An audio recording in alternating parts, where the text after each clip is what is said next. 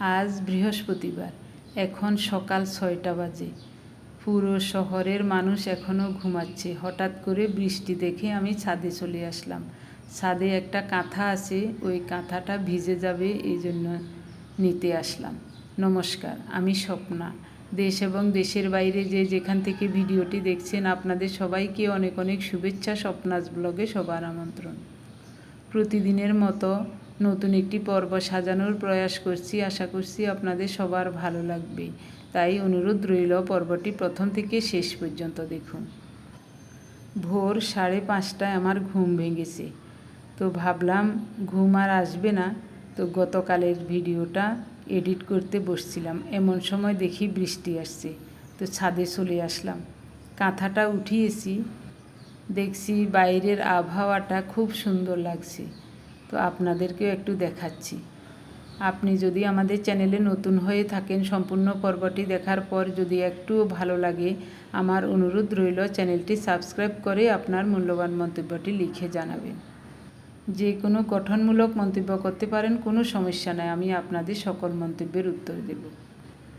Chewa মাছ রান্না করব। 1 মুঠো কুচানো পেঁয়াজ দিলাম, স্বাদ মতো লবণ, 1 চামচ গুঁড়ো মরিচ,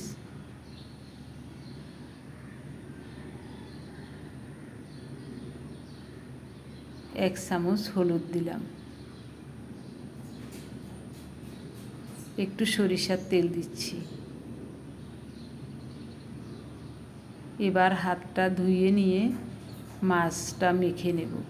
তো চেওয়া মাছটাকে আমি আগেই কেটে ধুয়ে ফ্রিজে রেখেছিলাম, এখন আবার পরিষ্কার করে লবণ দিয়ে একটু কুসুম গরম জল দিয়ে ধুয়ে নিয়েছি। বড় সাইজের একটা আলু কুচি করে কেটে ওটাও দিয়ে দিলাম। একসাথে সব মাখিয়ে নিচ্ছি। মাখানো শেষে হাতটা ধুয়ে সামান্য করে একটু জল দেব। শাকে ফোড়নের জন্য সরিষার তেলে রসুন দিলাম। ফোড়নটা লাল লাল হলে এখন শাক দিয়ে দেব। মটর ডাল সিদ্ধ করে একটু ঘুঁটে দিয়ে তারপর 3 রকমের শাক দিয়েছি। অল্প মূলো শাক, পুঁই শাক আর রাঙা আলু শাক, 3 রকমের শাকই অল্প অল্প করে দিয়েছি। দেখতে বেশ ভালো লাগছে। মটর ডাল দিয়ে শাক রান্না খুবই চমৎকার লাগে। দেখা যাক কীরকম হয়।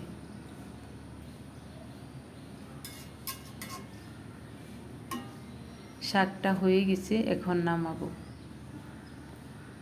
সরিষার তেল দিলাম, পেঁয়াজ কুচানো দিলাম ফোড়নে, মাছ বসাবো।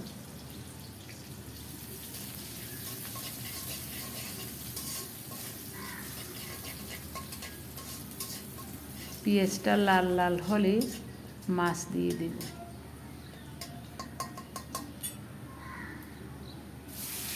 মাখানো মাছটা দিয়ে দিলাম।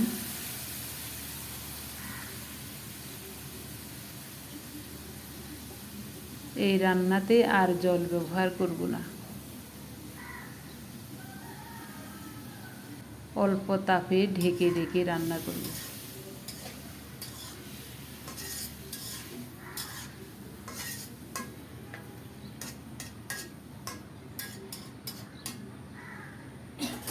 এখন চুলার তাপটা কমিয়ে ঢাকা দিয়ে রান্না করব।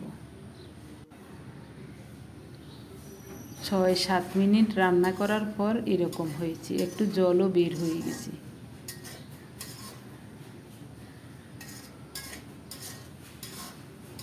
ঢাকা দিয়ে চুলার তাপ কমিয়ে আরও কিছুক্ষণ রান্না করে নেব, জলটা শুকিয়ে নেব। তবে চুলার তাপটা একেবারে কমিয়ে দিতে হবে।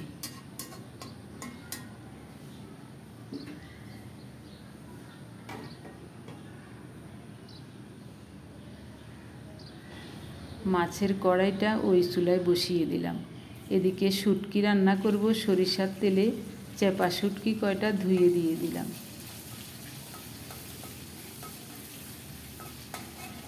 ভেন্ডি দিয়ে শুটকি রান্না করব। আমার পার্থ বলেছে, মা একটু শুটকি রান্না করেন।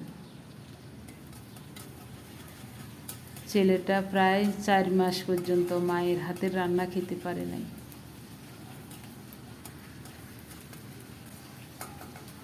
তো শুটকি আমরা খুবই ভালোবাসি।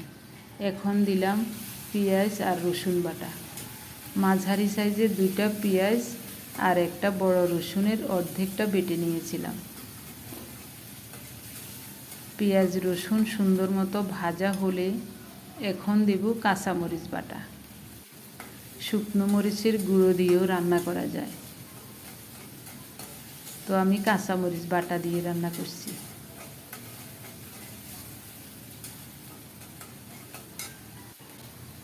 স্বাদ মতো লবণ দিলাম, হাফ চামচ হলুদ দিলাম।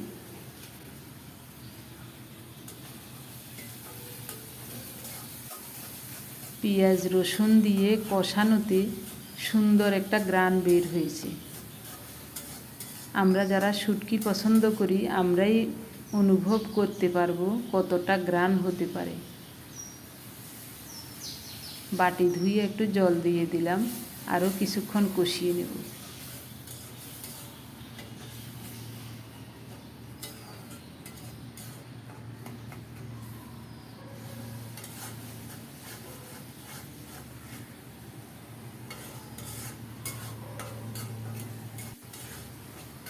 অনেকক্ষণ পর্যন্ত নেড়ে চেড়ে সুন্দর মতো কষিয়ে নিলাম।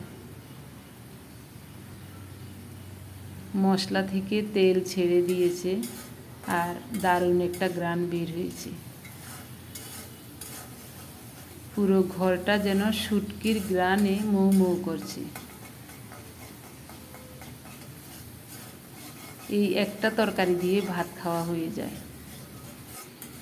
আমরা সবাই শুটকির এই রান্নাটা খুবই পছন্দ করি। এখন দিয়ে দেব ধুয়ে কেটে রাখা ভেন্ডি।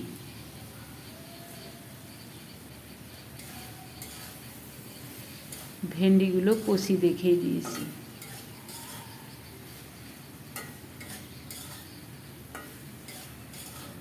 আজ একেবারে শুকাবো না, একটু মাখো মাখো রান্না করব। ভেন্ডি দিয়ে কিছুক্ষণ নেড়ে চেড়ে কষিয়ে নেব।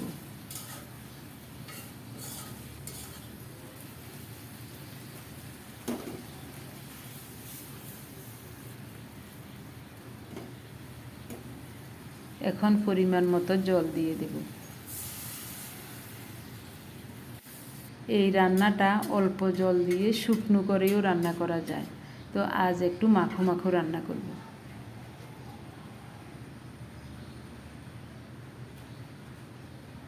এদিকে মাছের তরকারিটা কেমন হয়েছে দেখুন।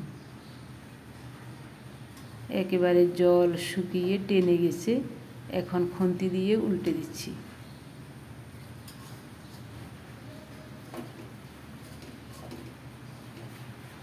ঘন করে একটু মুসুরির ডাল রান্না করে নেব। চেওয়া মাছের সাথে খাওয়া যাবে। ঢাকা দিয়ে আরও কিছুক্ষণ চুলার উপর রাখবো, আর নাড়া দেব না, তারপরেই চুলাটা অফ করে দেব।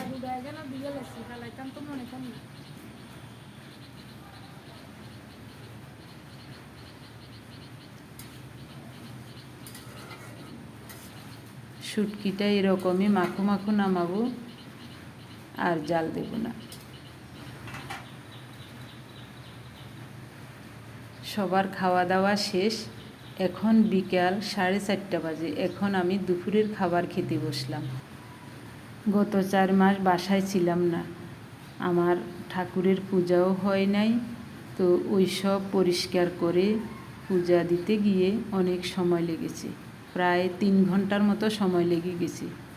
সব পরিষ্কার করে ধুয়ে মুছে ছাদ থেকে ফুল তুলসী এনে তারপর পূজা দিয়ে এখন খেতে আসলাম। ওরা সবাই বলেছে তরকারিগুলো খুবই চমৎকার হয়েছে। আমার পার্থ শুধু শুটকি দিয়েই খেয়ে নিয়েছে, ওর কাছে এত ভালো লেগেছে। তো মটর ডাল দিয়ে শাকটা আসলেই খুবই চমৎকার লাগছে খেতে। ঘরে ফ্যান চলে, টিভি চলে, এ কারণে ওই শব্দটা আমি আপনাদেরকে শোনাচ্ছি না। শরীরটা আজ একটু ক্লান্ত লাগছে। তো আজ কোনো ভারী কাজ করি নাই, শুধু রান্না বান্না আর ঘরের একটু সামান্য কাজ, পুজো পার্বণ এসব। তারপরেও একটু ক্লান্ত লাগছে। এখন খাওয়া দাওয়া করে থালা বাসনও ধুবো না, ওগুলি রেখে দেব। তো একেবারে বিশ্রামে থাকবো, আজ আর কোনো কাজই করব না। গতকালের ভিডিও দেখে আপনারা অনেকেই কমেন্টস করেছেন আমি এত কাজ করছি কেন, আমি একটু বিশ্রামে থাকলে শরীরটা ভালো থাকবে। আমার মল্লিকা মাও অনেক অনুরোধ করে বলেছেন মাসিমা একটু বিশ্রাম নেবেন, নিজের দিকেও তাকাতে হবে। আসলে আমার মল্লিকা মার ওই কমেন্টসটা আমার মাথার ভিতরে ঢুকে গেছে। আমি আসলেই নিজের শরীরটাকে একটু বিশ্রামে রাখব।